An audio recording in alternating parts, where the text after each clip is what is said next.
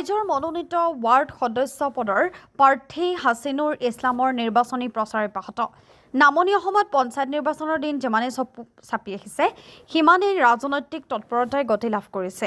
আজি ৫ নং ৱাৰ্ডৰ চুৱাপাতা দ্বিতীয় খণ্ড গাঁৱৰ সদস্য পদৰ প্ৰাৰ্থী হাছিনুৰ ইছলামৰ ৰেলীত প্ৰায় ৪০টাৰ অধিক টুটু গাড়ী আৰু শ শ পুৰুষ মহিলাৰ উপস্থিতিত প্ৰাৰ্থীগৰাকীৰ ৰেলীত অংশগ্ৰহণ কৰা পৰিলক্ষিত হৈছে আৰু শ শ পুৰুষ মহিলাৰ নিৰ্বাচনী প্ৰচাৰত তীব্ৰ ৰূপ ধাৰণ কৰিছে। গাঁৱৰ প্ৰতিজন পুৰুষ মহিলাই কাপ প্লেটৰ ছবিত ভোট দিবলৈ বিভিন্ন ধৰণৰ গীত মাতেৰে প্ৰচাৰ চলোৱা পৰিলক্ষিত হৈছে। বিশেষকৈ চুৱাপাতা দ্বিতীয় খণ্ড গাঁৱৰ ৫ নং ৱাৰ্ডৰ হাছিনুৰ ইছলামে গাঁৱৰ প্ৰতিটো ঘৰে ঘৰে প্ৰচাৰ চলাই ৰাইজৰ কাষ চাপিছে আৰু উন্নয়নৰ খতিয়ান, চৰকাৰী আঁচনিৰ সফলতা আৰু গ্ৰাম্য উন্নয়নৰ ক্ষেত্ৰত বিগত সময়ছোৱাৰ কামৰ প্ৰতিবেদন, ৰাইজৰ বিশ্বাস আৰু সমস্যাৰ বুজ ল'বলৈ চেষ্টা কৰিছে আৰু নিৰ্বাচনী প্ৰচাৰত অঞ্চলটোৰ উন্নয়নৰ ক্ষেত্ৰত কাপ প্লেটৰ ছবিত ভোট দিবলৈ আহ্বান জনায়। চুৱাপাতা দ্বিতীয় খণ্ড ৫ নম্বৰ ৱাৰ্ডৰ সদস্য পদৰ প্ৰাৰ্থী মই। মোৰ ছবিখন কাপ প্লেটৰ ছবি ৪ নম্বৰত পৰিছে।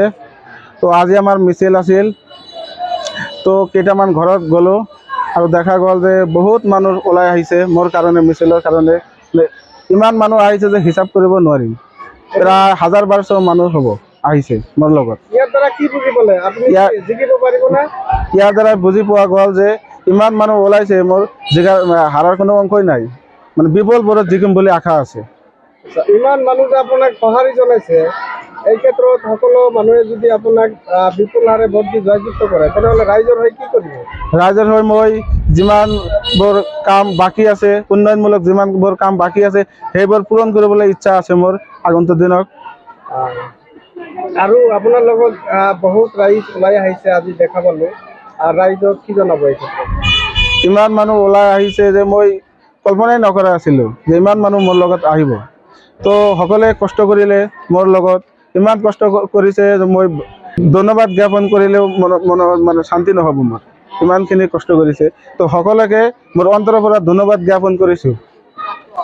গতিকে ৰাইজে যাতে মোৰ কাপ প্লেটৰ ছবিত ভোট দি জয়যুক্ত কৰে, ইয়াৰে মই আশা আৰু কামনা কৰিলোঁ।